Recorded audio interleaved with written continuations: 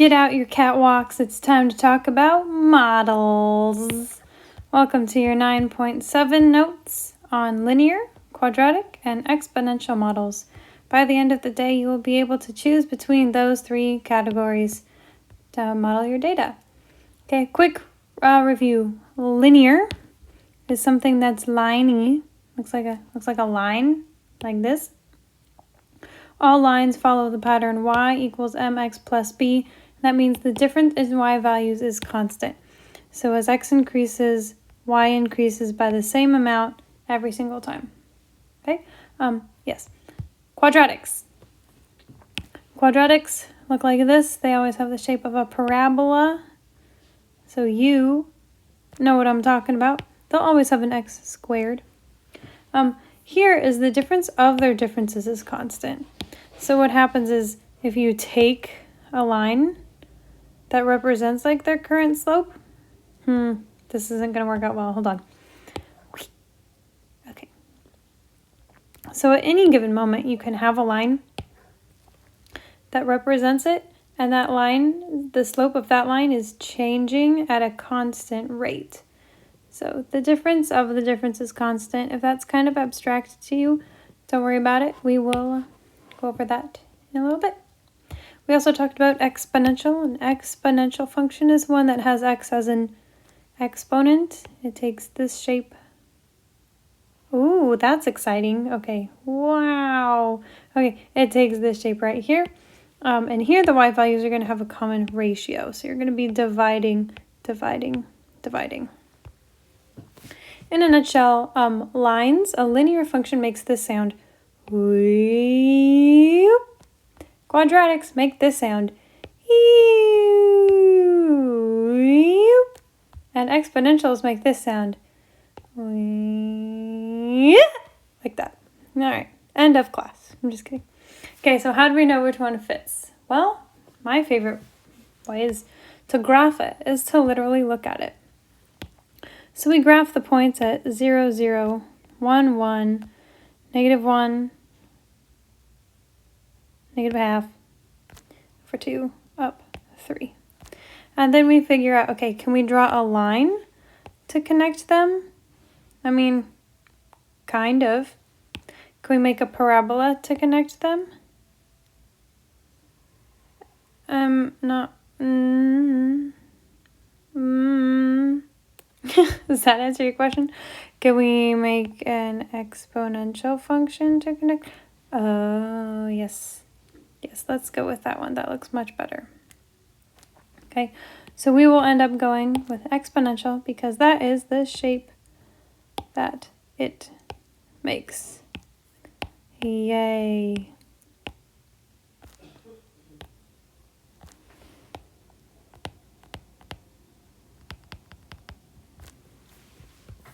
Over here, we continue to graph these points. We got an over negative 2, up 11, over negative 1, up 5, 3, and 5. What shape? I did something wrong. These need to go here. Can we do a line? Well, not really. It kind of misses the point. Pun intended. Could we do a parabola? Yep. Oh, man. Oh, beautiful. Oh, gorgeous. Absolutely gorgeous. So good. That's hitting too fat. That's hitting so many of our points. Excellent, excellent. For funsies, we can put a exponential on here. Yeah, it's terrible. Let's not do that. Okay, so quadratic is the one we want. Now, graphs are great because they give you an approximation. These models look like they fit our data, but here in Math Magic Land, especially when we are in the algebra class, we want to know how can we check these with algebra? Algebraically, if you will. That's a real English word. Fun fact. Okay, so the way we're going to check them is we're going to look for two things. We're either going to look for common differences or we're going to look for common ratios because that's how our functions are defined. Linears have one common difference. Quadratics have a second common difference. And exponents have a common ratio. Yay! Okay, here. So first we're going to look at our difference. We're going to look at our common difference. And that's the difference in y as x changes by 1. All of these have x changing by 1, so that's really nice. So here, when x increases by 1, y increases by a half. Here increases by 1, and here increases by 2. This is not the same. So our first common difference is not the same. Let's check out our second common difference. Maybe the difference of the differences is going to work. That would tell us, hey, is this quadratic? Okay. So the difference is in the difference. Here it increases by 0.5. Here it increases by 1. Oh, yeah, that's still not the same. Shoot. Okay, so if that's not going to work, then let's try a common ratio instead. I'm just going to move this guy aside. Let's try a common ratio. Here. Oh, wait, no, it's a ratio of the differences, isn't it? Just kidding. Come back to me. Okay, so difference is not going to be the same. We need to find the ratio of those differences. Okay, here we've got 1 divided by 0.5 is 2. Oh, ratio. Okay, here we've got 2 divided by 1 is, oh, hey, that's 2. Nice. So since our ratio is the same, this guy is exponential.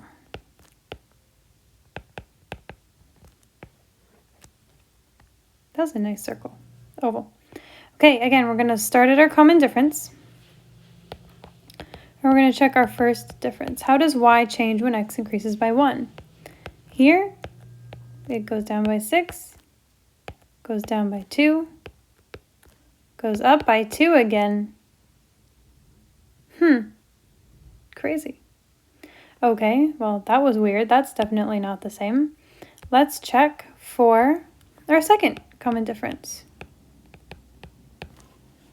Well, here, to get from -6 to -2, we add 4.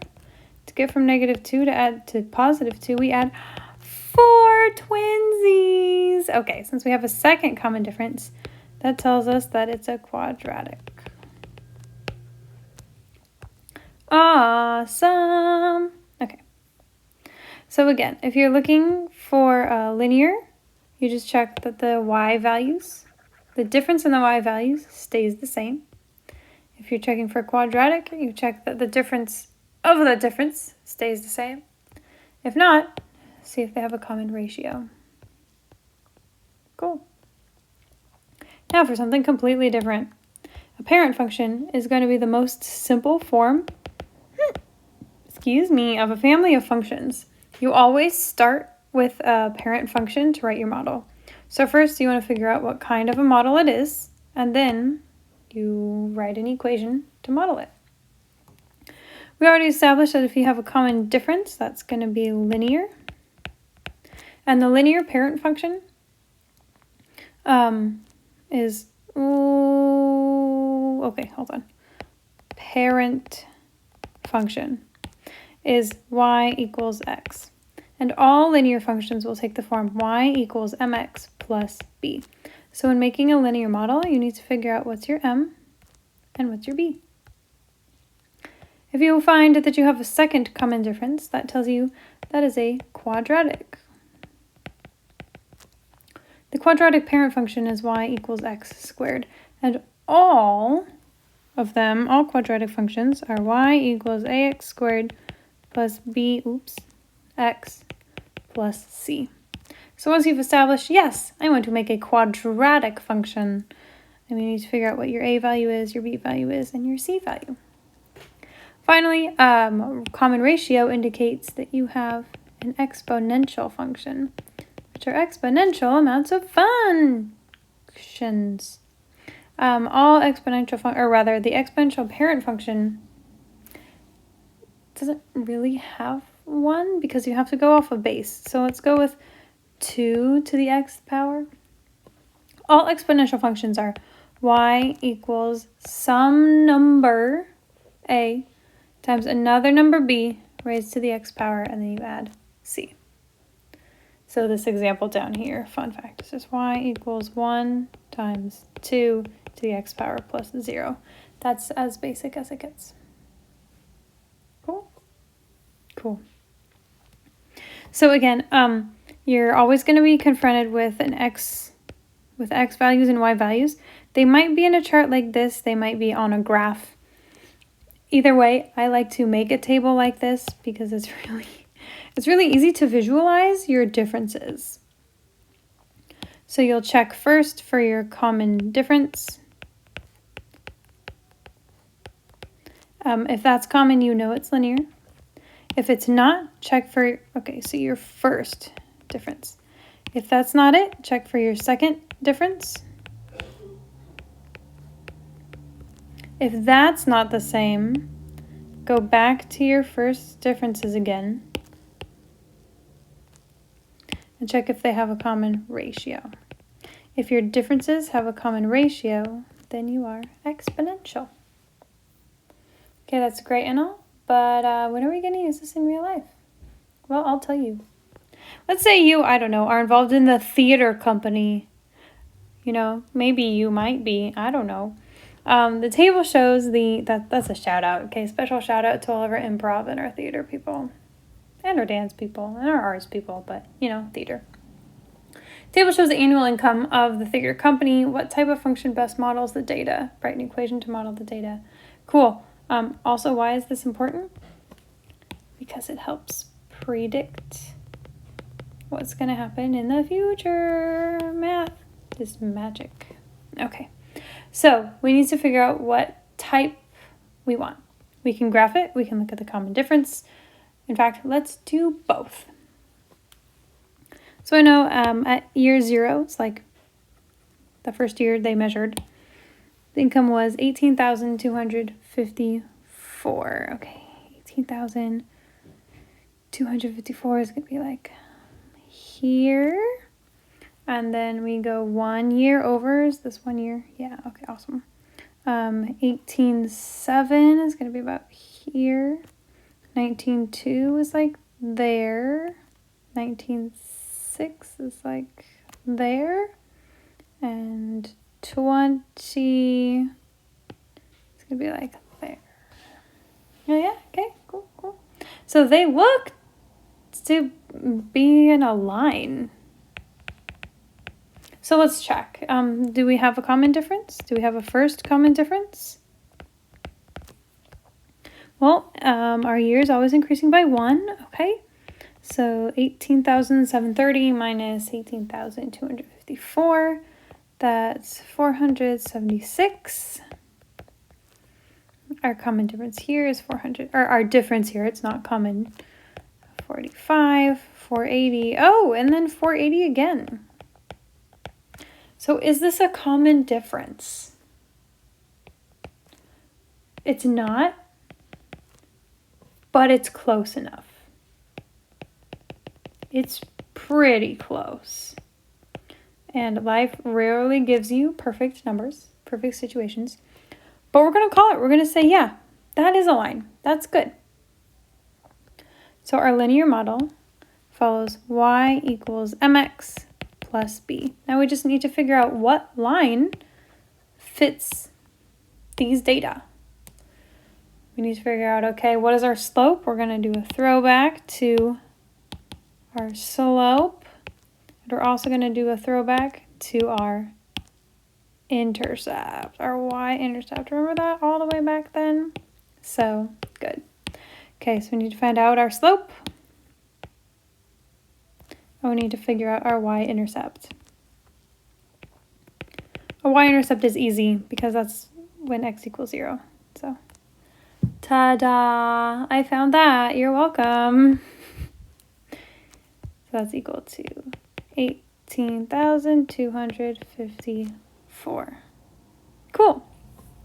Now we just need to figure out our slope. So slope, we remember, is rise over run. and we need to use 2 points to check it, your best bet is probably just gonna be your overall scheme, your first point to your last point. Okay, so that gives us a rise of whatever 20,175, that's a 5, minus 18,254 over 4 minus 0, whatever that comes out to be. Because what we're getting here is we're getting the average growth. How much is it going on average over the 4 years? This comes out to 480.25. Oh, wow, that was really cool. Nice. So we got our slope, we've got our y-intercept. So this means that what the slope means is on average, they're earning $480.25 a year. Cool beans. Let's plug it in. So our model is y equals 480.25 times x plus 18,254. So we can use that line to predict how much we're going to get in the future. Before we do, we should check 2 points though to see how accurate our line is.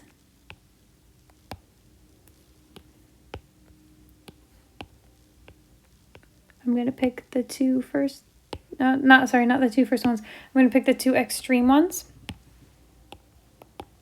Those 2.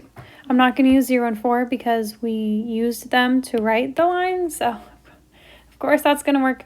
We want to use these 2 other guys. So when x equals 1, y equals 18,730. And we want to find out, does that make this equation true? Well, is it true that 18,730 comes out to that combination? Well, actually, on this side, we get 18,734.25. And you know, we're like $4 off. That's very close. That's very close. And it's just a model. It's not perfect. So there you go, guys. Models are not perfect, even though it seems like they are. On this other side, we've got 19,695 when x equals 3. So let's see, how close is this? Well, that turns out to be 19,694.75. You guys, I think a quarter difference is not a huge difference. So yeah, that's definitely close enough. So this is a accurate model. If we were to graph this line, it would come in here like this. And it would be a very nice line. Then we could predict how much money we're going to raise in year 5, which is approximately, what would you say that is? 20,500, maybe. Cool. Okay, so there are 3 kinds of data. There are linear data, there are exponential data, and there are quadratic data. You can find them many different ways and have a great time on your homework.